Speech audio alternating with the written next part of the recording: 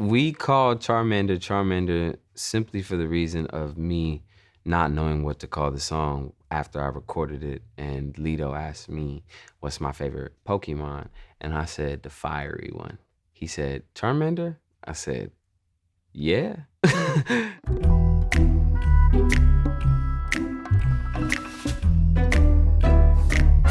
I think the initial inspiration behind Charmander was honestly just me trying to find a good time. I was kind of going through a patch of just, not depression, but just, I had depression.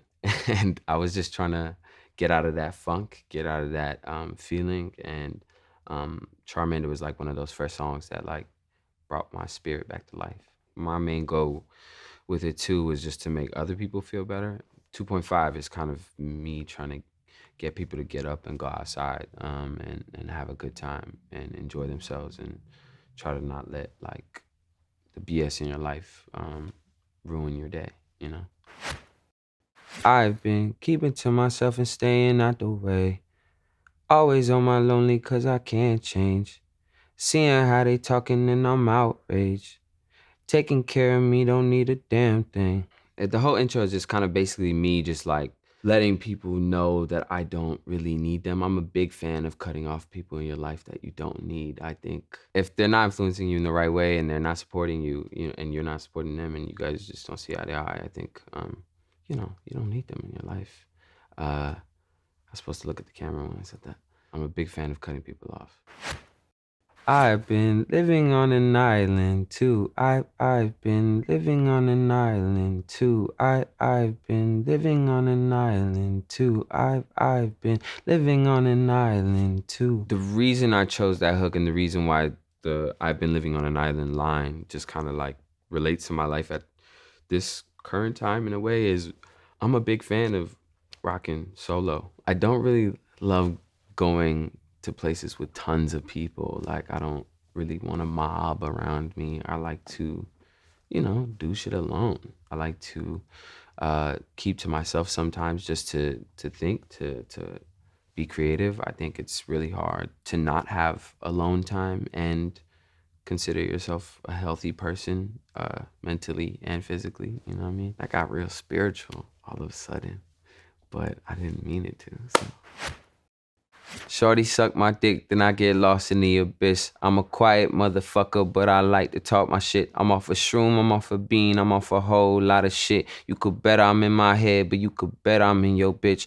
I think because we're all in our heads.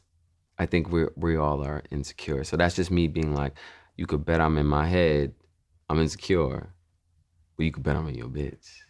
Look, these niggas be my sons. Without me, they be done. Where the fuck would you get all your Mubo pictures from? That's why I've been living on this island with my blunt, ignoring all these niggas cause my energy is priceless. Yeah, man.